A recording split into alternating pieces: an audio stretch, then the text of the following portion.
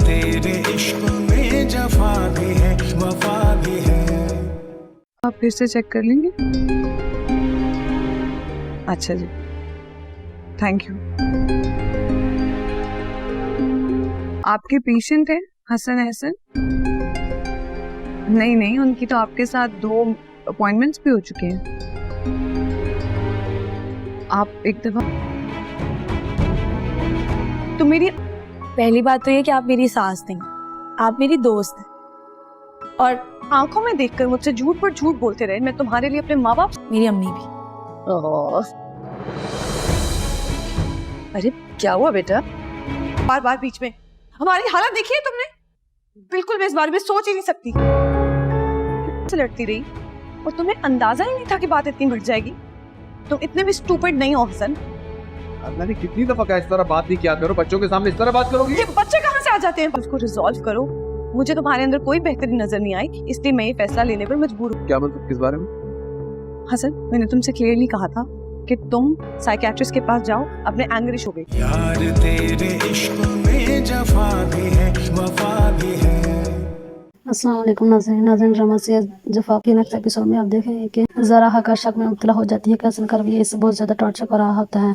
वो सोच भी नहीं सकती कि हसन इसके साथ इस तरह से झूठ बोल सकता है, इसे धोखा दे सकता है। हसन के लिए वो अपने माँ बाप से भी लड़ती रही। आखिरकार वो कंसेंसस कर ही लेती है कि इस डॉक्टर के साथ, जो कि हसन कहता था कि इसके साथ अपॉइंटमेंट रही है और इससे इसका इलाज मुआवजा चल रहा है, और जिस तरह से हनीमून से लड़ाई झगड़े के बाद हसन ज़रा को वापस लेके आया होता है, बहुत ज़्यादा परेशान हो जाती है। ज़हरा इसी परेशानी में डॉक्टर से रजू जब करती है, डॉक्टर से फोन पे बात करती है और पूछती है कि हसन एहसन आपके पास 2 अपॉइंटमेंट भी हो चुकी हैं।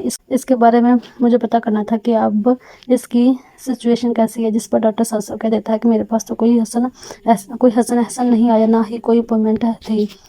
इस पे ज़रा तो शॉक्ड होती है और बहुत ज़्यादा ही इस बात पे गुस्सा भी होती है कि कैसे हसन इसके साथ झूठ बोल सकता है। दूसरी तरफ अंदरीब अपने सास को कॉल करती है, इससे बात करते हुए कहती है कि नहीं आंटी, आप ऐसी बात क्यों कर रही हैं? आप मेरी सास नहीं, मेरी दोस्त हैं, और दोस्त से भी ज़्यादा आप मेरी माँ हैं। और जिस पर वो भी प्यार कर रही होती है। दोनों बहू बेटी में बड़े ही प्यार मोहब्बत की बातें हो रही होती हैं। अचानक से वीडियो कॉल पे ही होती है और अंदरीब को चक्कर आता है। फौरन से इसके साथ परेशान हो जाती है और कहती है कि बेटा क्या हुआ? जिस पर अंदरीब फौरन से सोफा पकड़ के बैठती है और सर को पकड़ लेती है और सर चकरा रहा होता है। अंदरीब की सास कहती है बेटा तुम ठीक हो?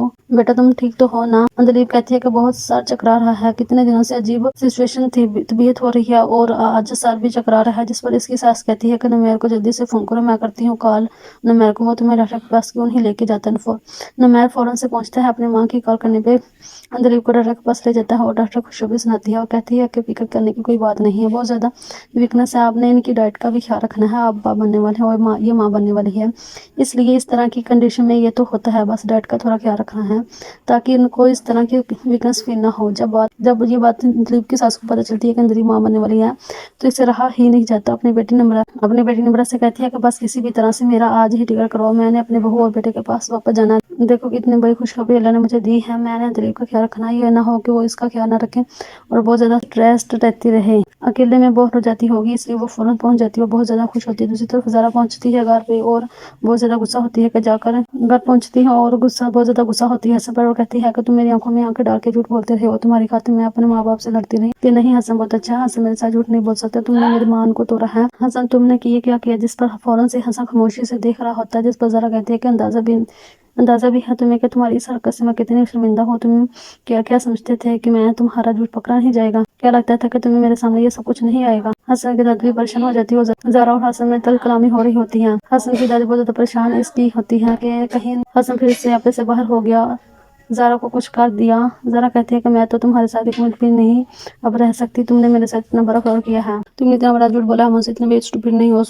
ये सुनकर तो हसन की इस तरह गुस्सा आ जाता है। जिस हसन कहते कि क्या कर रही हो, ज़रा इस तरह से बात करोगी, तुम बच्चों के सामने इस तरह से बात करते हैं।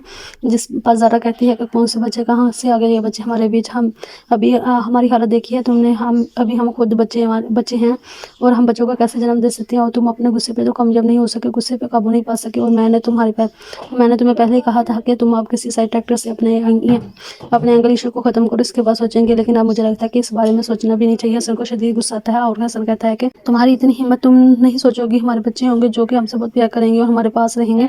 वो इसी तरह नफसियाती बहके बहके बातें करने लग जाता है। ज़ारा कहती है कि मैं तुम्हारे साथ ही नहीं रहूँगी, तुमने मुझसे इतना बड़ा झूठ बोला है, मुझे इतना बड़ा धोखा दिया है, तुम्हें ऐसा नहीं करना चाहिए था, ये बहुत गलती की है।